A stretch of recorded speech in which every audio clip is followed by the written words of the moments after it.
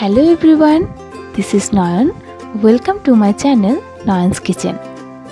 আজ আমি আপনাদের সাথে চিকেন কষা রেসিপি শেয়ার করব।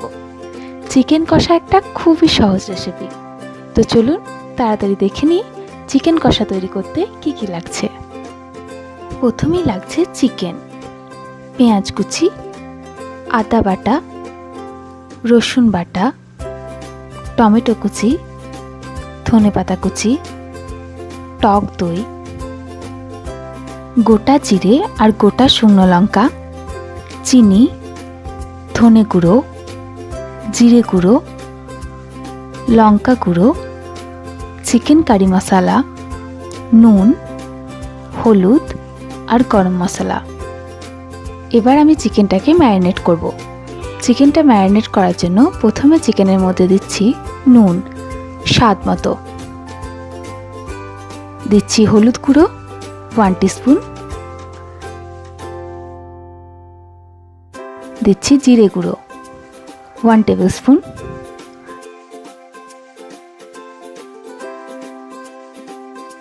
ধনে গুঁড়ো 1/2 টেবিল স্পুন,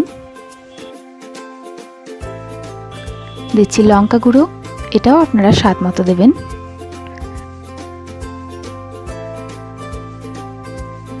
এবার দিয়ে দিচ্ছি ফ্যাটানো টক দই 2 টেবিল স্পুন।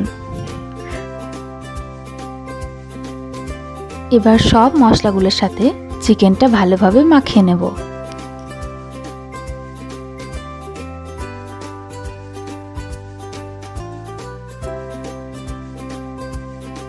চিকেনটা মাখানো হয়ে গেছে, এবার এটাকে আমি আধ ঘন্টার জন্য ঢাকা দিয়ে রেখে দেব। এবার কড়াইতে সর্ষের তেল দিচ্ছি 3 টেবিল স্পুন মতো। তেলটা গরম হয়ে এলে আমি গোটা শুকনো লঙ্কা আর গোটা জিরে ফোড়ন দিচ্ছি।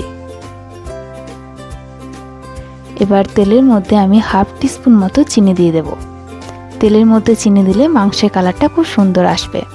এবার দিয়ে দিচ্ছি পেঁয়াজগুলো। পেঁয়াজগুলো যতক্ষণ না ব্রাউন কালার আসছে ততক্ষণ ভাজতেই থাকবো।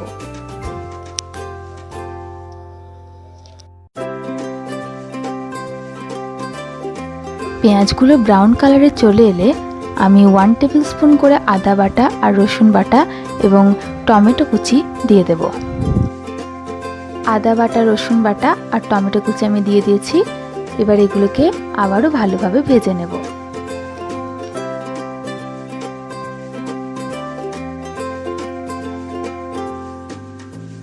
এখন ম্যারিনেট করা চিকেনটা দিয়ে দেব।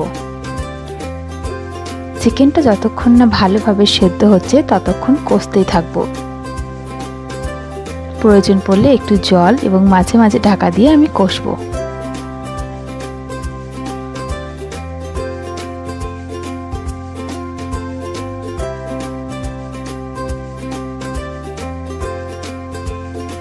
চিকেনটা হাফ সেদ্ধ হয়েছে, এই সময় আমি এর মধ্যে দিয়ে দিচ্ছি চিকেন কারি মশলা 1 টেবিল স্পুন।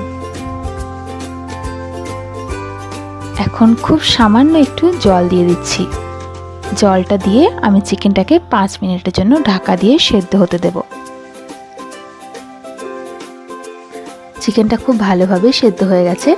এবার এখন এর মধ্যে দিয়ে দিচ্ছি ধনেপাতা কুচি, দিচ্ছি 1/2 টিস্পুন মতো গরম মশলা গুঁড়ো। এবার চিকেনের সাথে গরম মশলা ধনেপাতাটাকে ভালোভাবে মিশিয়ে নিয়ে আমি নামিয়ে নেব। ব্যাস, চিকেন কষা রেডি। এটাকে আপনি ভাত, রুটি, পরোটা, নান যে কোনো কিছুর সাথেই পরিবেশন করতে পারেন।